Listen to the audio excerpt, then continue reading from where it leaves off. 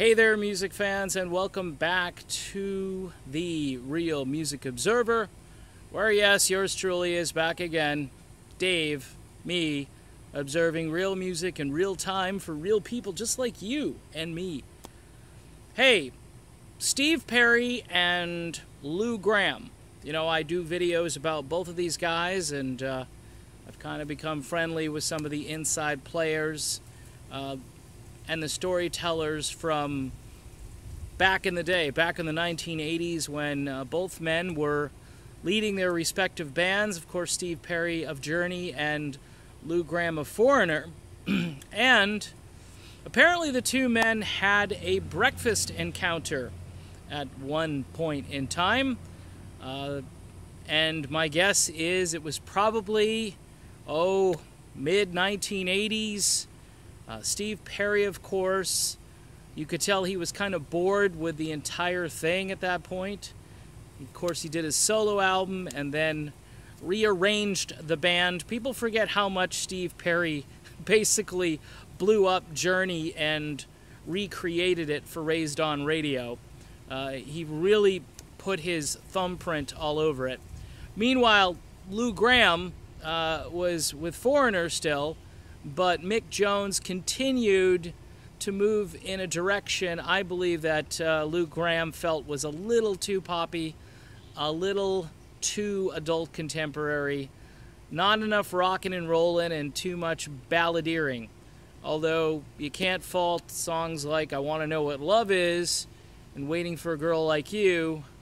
I think it got probably to a boiling point where on, I believe it was the Inside Information album, Foreigner did I Don't Want to Live Without You. I think at that point Lou probably said, look, we're not a ballad band, we are a rock band. But that's just me, although I have had verification from the person involved who provided me with this information about the past. So Perry and Gramm sit down for breakfast one morning.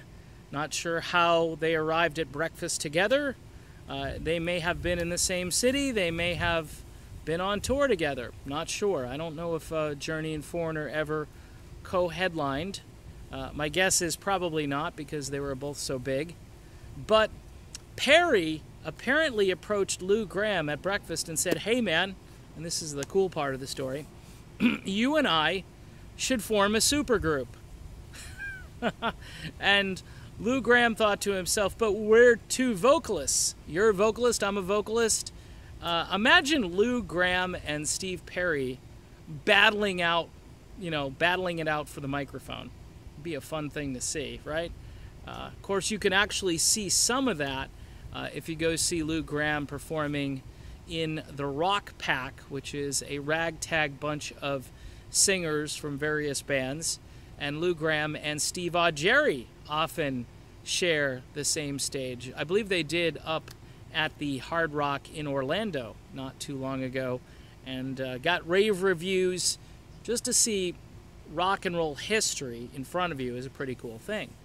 But what a breakfast meeting. Now Lou Gramm said to himself, but of course we're two vocalists, and he thought to himself, how would that actually work? And was Perry being serious? By all accounts, he was dead serious when he asked Lou Gramm the question. So kind of a cool flashback to the 1980s, a supergroup with Lou Gramm and Steve Perry. I'm not sure who they'd recruit for their for the rest of their band. There was no mention made of that. They just, at the time, I think were both fed up with their respective bands and were looking for a way out, and maybe a supergroup that would be bigger than anything anyone's ever put together. But of course it never happened. But we could sort of flash back and dream, can't we? Lou Gramm and Steve Perry singing together. Interesting. Anyway, that's the story. I thought you might be interested in that. Not a long video. And of course we'll be back with more right after these messages. No. Well, it depends. If you're on YouTube, you might actually have to endure a few messages. But I'm Dave, and this is the Real Music Observer, and we'll be back again soon.